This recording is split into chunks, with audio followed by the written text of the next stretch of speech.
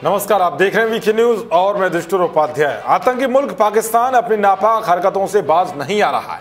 लगातार पाकिस्तान की कायर सेना अपने पालतू आतंकियों को भारतीय सीमा में घुसपैठ कराने में जुटी हुई है। जम्मू कश्मीर के हंदवाड़ा में जिहादी आतंकियों ने एक बार फिर सुरक्षा बलों के काफिले पर हमला किया है। उत्तरी कश्मीर के हंदवाड़ा में कुछ आतंकवादियों ने हाईवे से गुजर रहे सीआरपीएफ जवानों के एक गश्ती दल पर अचानक से हमला बोल दिया। इस हमले में 3 जवान शहीद हो गए और 7 जवान घायल हुए हैं। सभी घायलों को नजदीकी अस्पताल ले जाया गया है। वहीं इस जवाबी कार्रवाई में सुरक्षा बलों ने एक आतंकवादी को मार गिराया है, जबकि बाकी अन्य वहां से भागकर नजदीकी रिहायशी इलाके में छिप गए हैं। उनकी तलाश के लिए सर्च ऑपरेशन चलाया हुआ है। हंदवाड़ा में पिछले 48 घंटों में आतंकवादियों का यह दूसरा हमला है। सीआरपीएफ के गश्ती पर आतंकवादियों ने हमला शाम करीब 5:38 पर किया है।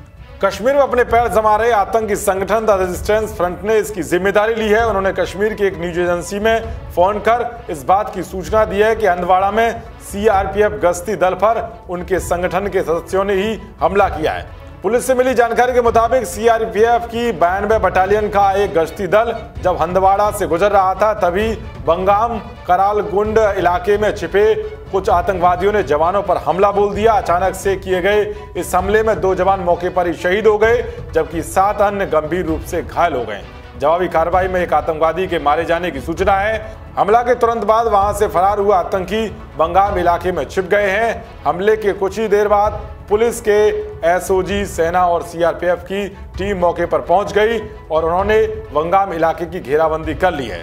दरअसल सुरक्षा बलों को पिछले काफी समय से सूचना मिल रही थी कि हंदवाड़ा क्षेत्र में रजावार के जंगल में कुछ आतंकवादी छिपे हैं और गुरुवार को जंगल में एक संक्षिप्त मुठभेड़ हुई थी।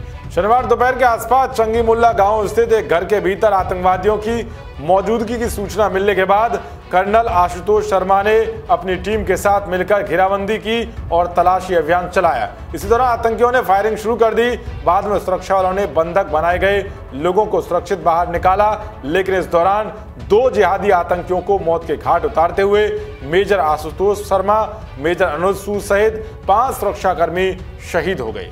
भले ही पाकिस्तान अपने पालतू आतंकियों के जरिए भारतीय सेना पर हमला कराने की कोशिश में लगा हुआ हो, मगर उसे यह भी पता होना चाहिए कि जब भारतीय शूरवीर अपने शहीदों की शहादत का बदला लेते हैं तो दुनिया भी देखती ही रह जाती है। और यह भी साफ है कि जल्द ही भारतीय सेना पाकिस्तान के घर में घुसकर अपने शहीदों का बदला लेगी। देश और दुनिया की तमाम खबरों को पाने के लिए देखते रहिए वीके न्यूज। जय हिंद, जय भारत।